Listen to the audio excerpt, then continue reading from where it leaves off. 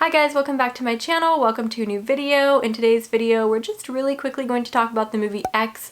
I just wanted to pop in here and talk about it even though I'm a little bit late, but X might be my favorite horror movie of the year so far, 2022. I know that we're not very far into 2022 at this point. It's barely moving into April now. It's probably April by the time this video gets posted, so we're not very far into 2022, but really nothing so far that has come out has impressed me as much as the movie X.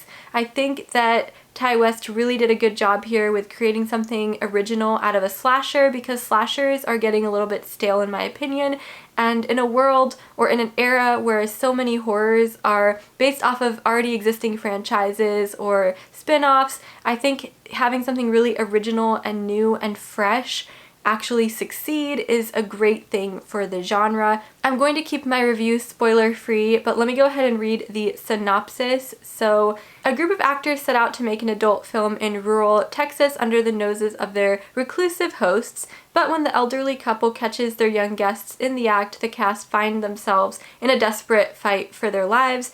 And this movie stars Mia Goth, Jenna Ortega, Kid Cudi, also Martin Henderson and Brittany Snow. Brittany Snow played a really interesting role in this film, which I've never seen her play anything similar before. I'm actually shocked. I'm looking at my phone right now and X has a 96% on Rotten Tomatoes and a 74% audience score. So the critic score is actually pretty high for this movie, but let me tell you, I have honestly avoided movies that have a really high critic score but not so high of an audience score, because a lot of the horror movies that have that are often like very artsy or maybe it's super slow burn, and I haven't really been enjoying those movies as much recently. The movies that I caught up with, like Saint Maud and Lamb and things like that, like I know a lot of people love those movies, but for some reason they didn't really stick for me. And so even though the critical rating was high for X, I didn't really have any expectations going into it, aside from just watching the trailer and feeling like I would like it just based on the trailer. But I don't put too much emphasis, or I guess I don't put too much stock in critic reviews anymore, because I'm not quite sure if they are going to really live up to my taste, even if they're like critically good movies, if that makes sense. But X did not have that issue at all. It's an A24 film, but it's not quite as weird. It doesn't go quite as far as most A24 films, which almost are not meant for mainstream audiences.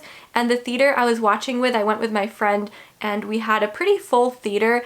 Everybody was like reacting to the movie, and it felt very much like there was still humor in the movie that could relate to mainstream audiences. So it wasn't like a super just obscure movie, for instance like The Witch, and something as weird maybe as Midsommar, where mainstream audiences might just not understand like why they're even watching this, what's even happening. That isn't exactly how X goes, although X does push it. X does push it. There are some very uncomfortable moments, very gory moments, so it's not going to be like a Scream movie, for example, where it's just made for the mainstream audience, but it's also not going to isolate the mainstream audience, which I find very interesting out of an A24 film, and I actually wish more A24 films were like that, because a lot of them kind of encapsulate this like dark, dreary vibe where all the characters kind of just act weird and the mood is very quiet or off, and I'm glad that this movie isn't like that. There's plenty to keep this movie going along. You're not going to be bored. That being said, I don't think this movie would have worked if it weren't for the cast, because honestly the performances were amazing and they really brought the movie together. Jenna Ortega plays a role that I just didn't expect her to play, but I loved her in this. Mia Goth did amazing. She was the star of the film, and I don't think it would have worked so well if they had cast somebody else to play her. And it's almost akin to when I praise Midsommar because of Florence Pugh's performance, or maybe Hereditary for everyone's performance, but especially Toni Collette, Anya Taylor-Joy in The Witch. Like, you've got to have that really strong performance, that really believable actor, that person that you can't take your eyes off through the film, and it really makes a film like this, in my opinion. Now, that being said, this movie does fall into quite a few tropes. I'll be honest, there are quite a few horror movie tropes. Like, this isn't like the most original thing you've ever seen, but it has an original twist. And the original twist is what sets it aside from other similar movies or slashers. I also love that we have this 1970s vibe. It doesn't have like the grit of a Texas Chainsaw Massacre movie, but it has the 70s aesthetic, and there are a couple of like, you know, there's a couple of scenes in the beginning especially that remind remind me of the Texas Chainsaw Massacre, but that is not how the movie plays out at all.